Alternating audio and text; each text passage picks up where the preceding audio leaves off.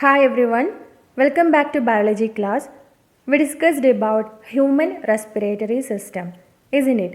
Different parts of human respiratory system like nostril, nasal cavity, trachea, bronchus, bronchioles, etc. So we came to know that respiratory system is essential for breathing and also for eliminating carbon dioxide which will maintain homeostasis in our body. അങ്ങനെയാണെങ്കിൽ respiratory സിസ്റ്റത്തിന് എന്തെങ്കിലും damage വന്നാൽ എന്ത് സംഭവിക്കും? You can see here, do not damage the respiratory system. Respiratory സിസ്റ്റത്തിന് damage ചെയ്യാൻ പാടില്ല.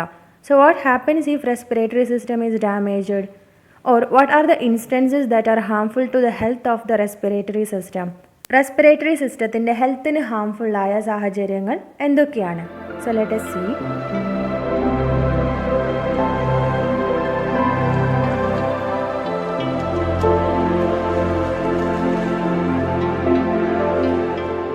Lungs can be damaged by dust, germs, chemical etc. which are contained in the air we breathe in. നമ്മൾ breathe in ചെയ്യുന്ന എയറിലുള്ള dust അല്ലെങ്കിൽ germs or chemicals ലങ്സിലെത്തിയാൽ ലങ്സിന് damage വരും അല്ലേ? That is harmful, right? So the respiratory system itself has certain mechanisms to protect the lungs from these hazardous instances.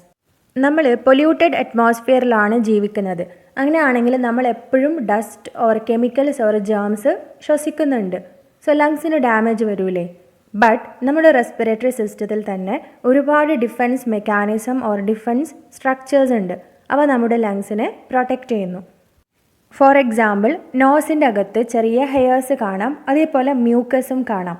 ഇവ രണ്ടും ജേംസ് അല്ലെങ്കിൽ ഡസ്റ്റ് പാർട്ടിക്കിൾസിനെ ട്രാപ്പ് ചെയ്യാൻ വേണ്ടിയാണ്. നമ്മുടെ ട്രക്കിയൻ്റെ അകത്തും ഹെയർ പോലുള്ള സീലിയ എന്ന് പറയുന്ന ഒരു സ്ട്രക്ചർ ഉണ്ട്. അവ ഈ ജേംസ്, കെമിക്കൽസ്, ഡസ്റ്റിനെയൊക്കെ ട്രക്കിയയിൽ നിന്നും പുറത്തേക്ക് വൈപ്പ് ഔട്ട് ചെയ്യും, പുറത്തേക്ക് നീക്കും. സോ അവ ബ്രോൺകസിലേക്ക് മൂവ് ചെയ്യില്ല. ഇങ്ങനെ നമ്മുടെ റെസ്പിറേറ്ററി സിസ്റ്റത്തിൽ തന്നെ ഒരുപാട് മെക്കാനിസംസ് ഉണ്ട് ഇതുപോലുള്ള ജേംസ് ഓർ ഡസ്റ്റ് പാർട്ടിക്കിൾസിനെ റിമൂവ് ചെയ്യാൻ വേണ്ടി. Now, smoking is a bad habit that harmfully effects the human race. What are the respiratory disorders caused by smoking? Smoking ലങ്സിനെ എഫക്റ്റ് ചെയ്യുന്ന ഒരു ഡേഞ്ചറസ് ആയുള്ള ഒരു ഹാബിറ്റാണ് അല്ലേ? സ്മോക്കിംഗ് കാരണം ഒരുപാട് ഡിസീസസ് വരാം, ലങ് ഡിസീസസ് വരാം. എന്തൊക്കെയാണ് സ്മോക്കിംഗ് കാരണം വരുന്ന diseases? That is they are, you can see here, 3 important and dangerous disease: lung cancer, emphysema and bronchitis. So these diseases occur because of smoking. First one is lung cancer. Smoking കാരണം വരുന്ന ഒരു ഡിസീസാണ് lung cancer. Carcinogens present in tobacco cause lung cancer. Carcinogens എന്ന് പറഞ്ഞാൽ cancer causing agents ആണ്, ക്യാൻസറിന് കാരണമാകുന്ന agents. ടുബാക്കോക്കകത്ത് കാർസിനോജൻസ് ഉണ്ട്. സോ ഈ കാർസിനോജൻസ് കാരണം സ്മോക്ക് ചെയ്യുന്ന ഒരാൾക്ക് ക്യാൻസർ വരാനുള്ള ചാൻസ് കൂടുതലാണ്. ഇതാണ് normal lungs and this is lungs affected by cancer. Okay, black കളറിൽ കാണാം. സോ ക്യാൻസർ എഫക്റ്റ് ചെയ്ത ലങ്സ് ആണ് second figure. So what we have to do? We have to avoid smoking. Okay, smoking is dangerous. And next disorder is emphysema. Alveoli rupture due to the loss of elasticity by the deposition of toxic substances contained in tobacco. That is, ടുബാക്കോയിൽ ഒരുപാട് toxic substances, വിഷം ഉള്ള substances ഉണ്ട്. അവ ആൽവിയോളയിൽ deposit ചെയ്യപ്പെടും. ആൽവിയോളൈൻ്റെ elasticity നഷ്ടപ്പെടും. അതായത് ആൽവിയോളൈക്ക് വികസിക്കാനോ ചുരുങ്ങാനോ സാധിക്കില്ല. സോ ആൽവിയോളൈ ബ്രേക്ക് ചെയ്യും. Because of the deposition of this toxic substances, alveoli breaks. This reduces the respiratory surface and reduces vital capacity. So alveoli break ചെയ്യും. ആൽവിയോളൈ ബ്രേക്ക് ചെയ്താൽ ഗ്യാസ് എക്സ്ചേഞ്ച് നടക്കില്ല, റെസ്പിറേറ്ററി സർഫസ് ഏരിയ കുറയും. അതേപോലെ ലങ്സിൻ്റെ vital കപ്പാസിറ്റിയും കുറയും. ലങ്സിൻ്റെ പവറാണ് വൈറ്റൽ കപ്പാസിറ്റി, അതും റെഡ്യൂസ് ചെയ്യും. This is the normal alveoli, unaffected alveoli, and this is the alveoli affected by emphysema. Emphysema വന്നാൽ ആൽവിയോളൈ ഇതുപോലെ ആയിരിക്കും കാണുക. And this is the second disorder because of smoking. Emphysema is due to the deposition of toxic substances. So alveoli loses elasticity and rupture, respiratory surface area decreases. And next one is bronchitis. The tar, carbon monoxide, etc. in tobacco leads to the deposition of mucus and the swelling of lungs due to the proliferation of germs in the alveoli. So bronchitis വരാനുള്ള ഒരു കാരണം ടുബാക്കോയിലുള്ള tar അല്ലെങ്കിൽ carbon monoxide കാരണം ബ്രോൺകസിൻ്റെ അകത്ത് mucus deposit ചെയ്യുന്നതാണ്. Okay. Also lungs swell ചെയ്താൽ, ലങ്സിന് വീക്കം വന്നാലും ബ്രോൺകൈറ്റിസ് വരും. എങ്ങനെയാണ് ലങ്സ് സ്വെല്ല് ചെയ്യുക? ആൽവിയോളൈൻ്റെ അകത്ത് ജേംസ് എൻ്റർ ചെയ്താൽ ലങ്സിന് സ്വെല്ലിങ് വരും. Bronchitis is due to the deposition of mucus and also the growth of germs. Okay, and you can see the figure here. ഇതാണ് നോർമൽ ബ്രോൺക്യോൾ, നോർമൽ ആയിട്ടുള്ള ബ്രോൺക്യോൾ, ആൻഡ് ഇതാണ് എഫക്റ്റഡ് ബ്രോൺക്യോൾ. സോ ഇത് compare ചെയ്താൽ വ്യത്യാസം മനസ്സിലാകും അല്ലേ? ബ്രോൺക്യോളിൻ്റെ അകത്ത് ഡിപ്പോസിറ്റ് വന്നു, സോ അതിൻ്റെ പാസേജിൻ്റെ സൈസ് റെഡ്യൂസ് ചെയ്തു. ഇതുവഴി കറക്റ്റായി എയറിന് മൂവ് ചെയ്യാൻ സാധിക്കില്ല. Okay, and this condition is called bronchitis. These are the 3 disorders that occur because of smoking. Besides protecting the lungs from diseases, we must also be equipped to face unexpected accidents.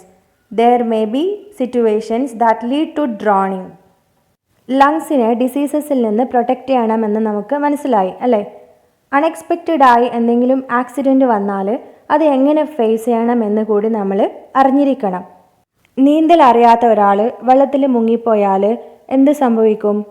As we can't breathe air in water, it is impossible to remain in water for a longer time. നമുക്ക് വെള്ളത്തിൽ വെച്ച് breath ചെയ്യാൻ സാധിക്കില്ല. So അങ്ങനെ ഒരു അവസ്ഥ വന്നാൽ ഒരുപാട് സമയം വെള്ളത്തിൽ നിൽക്കാൻ പറ്റുമോ? No, right? In such situations there is a very low chance of self rescue too. അങ്ങനെയുള്ള സിറ്റുവേഷനിൽ സ്വയം രക്ഷപ്പെടാനുള്ള ചാൻസും കുറവാണ്. Hence, the person who meets with the accident must be rescued from water and first aid must be provided. So, വെള്ളത്തിൽ നിന്നും അയാളെ രക്ഷപ്പെടുത്തിയ ശേഷം ഫസ്റ്റ് എയ്ഡ് ട്രീറ്റ്മെൻറ്റ് കൊടുക്കണം. Hence, it is necessary that all of us must know how to expel water which has entered the body and how to perform the artificial respiration. ലങ്സിൽ കയറിയ വെള്ളം പുറത്തു കളയാനും artificial respiration കൊടുക്കാനും നമ്മൾ തീർച്ചയായും അറിഞ്ഞിരിക്കണം. Isn't it? We should learn how to give first aid treatment in such situations so that we can save the life of a person. And next topic, vital capacity.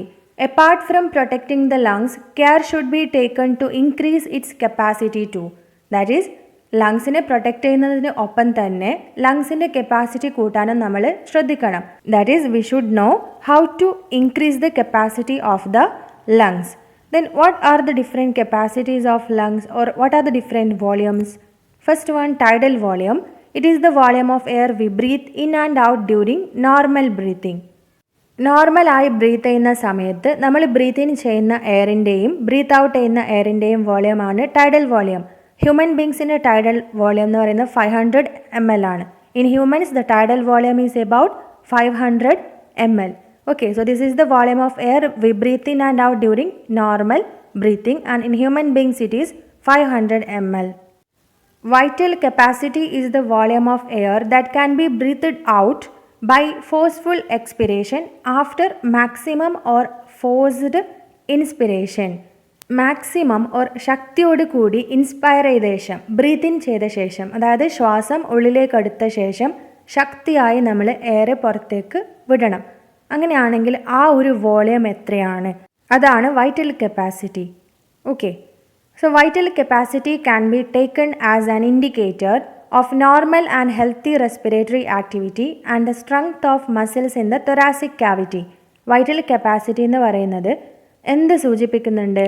Normal and healthy ആയിട്ടുള്ള respiratory system, അതേപോലെ thoracic ക്യാവിറ്റിയിലുള്ള മസിൽസിൻ്റെ strength. ഇതാണ് vital capacity സൂചിപ്പിക്കുന്നത്. So vital capacity കൂടുതലാണെങ്കിൽ respiratory system healthy ആണെന്നാണ് അർത്ഥം.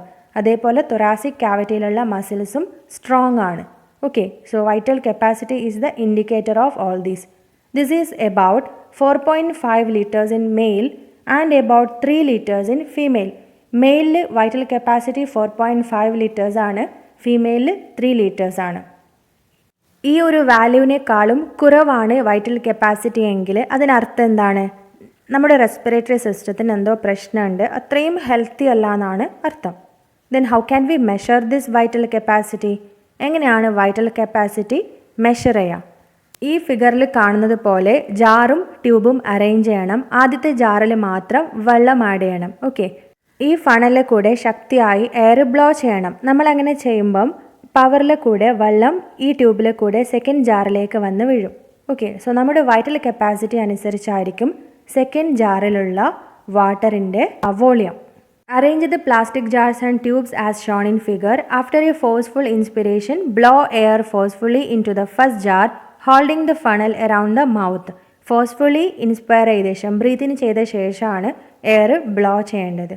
Okay, forcefully inspire ചെയ്ത ശേഷം we have to blow air and അതിൻ്റെ ഒരു പവറിൽ വെള്ളം ഫസ്റ്റ് ജാറിൽ നിന്നും സെക്കൻഡ് ജാറിലേക്ക് മൂവ് ചെയ്യും. Measure the amount of water that falls into the second jar. Okay, first ജാറിൽ നിന്നും സെക്കൻഡ് ജാറിലേക്ക് മൂവ് ചെയ്ത വെള്ളം എത്രയാണെന്ന് മെഷർ ചെയ്യണം. ആൻഡ് വാട്ട് ഇറ്റ് ഇൻഡിക്കേറ്റ്സ്, എന്തായിരിക്കും ഇത് സൂചിപ്പിക്കുക? That is the volume of water will be proportional to the vital capacity. So നമ്മുടെ വൈറ്റൽ കപ്പാസിറ്റി അനുസരിച്ചായിരിക്കും സെക്കൻഡ് ജാറിലുള്ള വെള്ളത്തിൻ്റെ volume. Understood? So if it is less than 4.5 or 3 liters, അതെന്താണ് സൂചിപ്പിക്കുന്നത്? Respiratory system is not healthy. So respiratory സിസ്റ്റത്തിൻ്റെ vital capacity നമുക്ക് increase ചെയ്യാൻ സാധിക്കും. എങ്ങനെയാണ്? Vital capacity can be increased through breathing exercise. Breathing exercise ചെയ്താൽ വൈറ്റൽ കപ്പാസിറ്റി ഇൻക്രീസ് ചെയ്യാം. Doesn't the level of oxygen dissolving in blood increase when vital capacity increases? Vital capacity increase ചെയ്താൽ ബ്ലഡിലേക്ക് കൂടുതൽ oxygen എത്തില്ലേ? അങ്ങനെയാണെങ്കിൽ due to this energy production also increases. So vital capacity increase ചെയ്താൽ ബ്ലഡിലേക്ക് കൂടുതൽ oxygen എത്തും.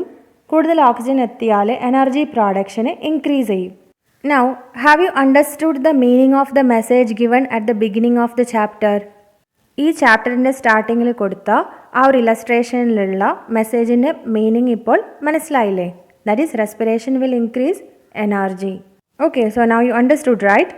So this about human respiratory system.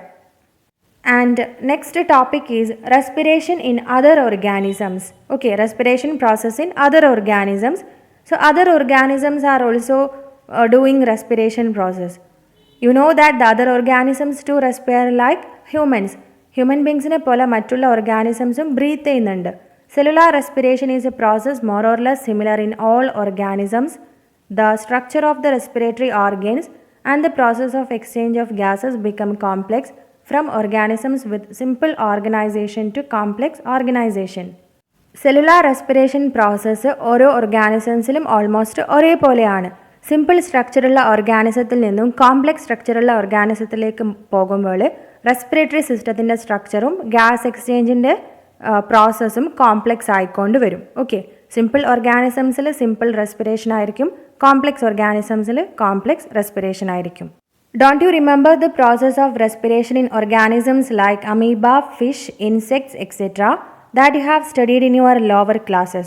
So നിങ്ങൾ ഓൾറെഡി പഠിച്ചിട്ടുണ്ട് അമീബ, ഫിഷ്, ഇൻസെക്ട്സ് ഇതിൻ്റെ ഒക്കെ respiration process. And next one, respiration in plants. Okay, do plants breathe? Do plants respire like animals? അനിമൽസിനെ പോലെ പ്ലാന്റ്സും ബ്രീത്ത് ചെയ്യുന്നുണ്ടോ, റെസ്പയർ ചെയ്യുന്നുണ്ടോ? Even though plants need less energy when compared to animals, they also utilize glucose for the production of energy. അനിമൽസിൻ്റെ അത്ര energy വേണ്ടെങ്കിലും പ്ലാന്റ്സും glucose use ചെയ്ത് എനർജി പ്രൊഡ്യൂസ് ചെയ്യുന്നുണ്ട്. And the oxygen needed for the oxidation of glucose is also absorbed from the atmospheric air. ഇതിന് വേണ്ട oxygen absorb ചെയ്യുന്നത് അറ്റ്മോസ്ഫിയറിൽ നിന്നാണ്. Okay, like human beings and other animals. And also these plants have different mechanism for exchange of gases. പ്ലാന്റ്സിൻ്റെ കേസിൽ gas എക്സ്ചേഞ്ചിന് വേണ്ടി different ആയ മെക്കാനിസംസ് ഉണ്ട്. That is you already know about the stomata seen on the leaves and green tender stems. These are the centres of exchange of gases in plants.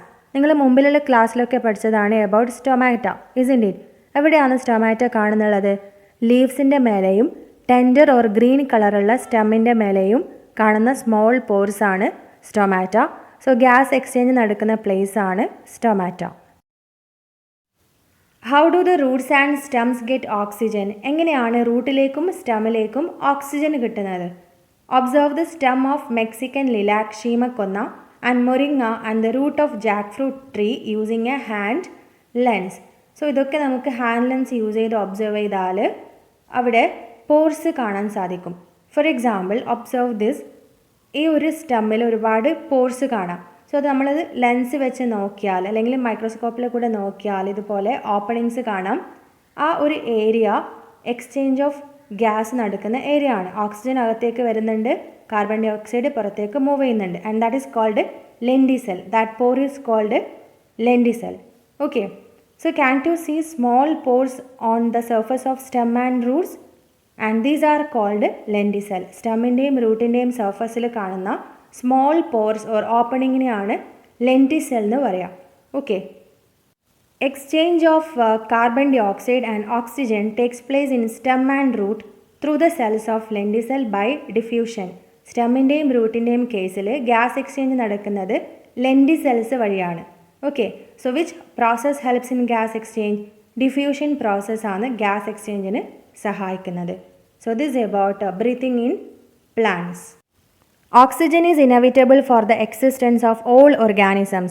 We know that plants play a very important role in producing sufficient oxygen in nature. എല്ലാ ഓർഗാനിസംസിൻ്റെയും എക്സിസ്റ്റൻസിന് അത്യാവശ്യമായ ഒരു ഗ്യാസാണ് oxygen. So oxygen produce ചെയ്യുന്നത് plants ആണ്. But uncontrolled human interference in nature has increased the rate of pollution tremendously. Atmospheric pollution adversely affect the existence of life on earth. പക്ഷേ human beings അറ്റ്മോസ്ഫിയറിനെ ഒരുപാട് misuse ചെയ്യുന്നതുകൊണ്ട് pollution increase ചെയ്യുന്നുണ്ട്. അറ്റ്മോസ്ഫിയറിൽ pollution വന്നാൽ അത് human ബീങ്സിൻ്റെ എക്സിസ്റ്റൻസിനെ തന്നെ ബാധിക്കും. So it is the duty of every human being to conserve and preserve nature with utmost care for the existence of life in the years to come. So പ്രകൃതിയെ സംരക്ഷിക്കുക എന്നുള്ളത് എല്ലാ ഹ്യൂമൻ ബീങ്സിൻ്റെയും റെസ്പോൺസിബിലിറ്റിയാണ്, അല്ലേ? Every one of us should conserve and protect our nature. So നമ്മുടെ 4th chapter complete ചെയ്തു. Hope you understood and thank you for listening.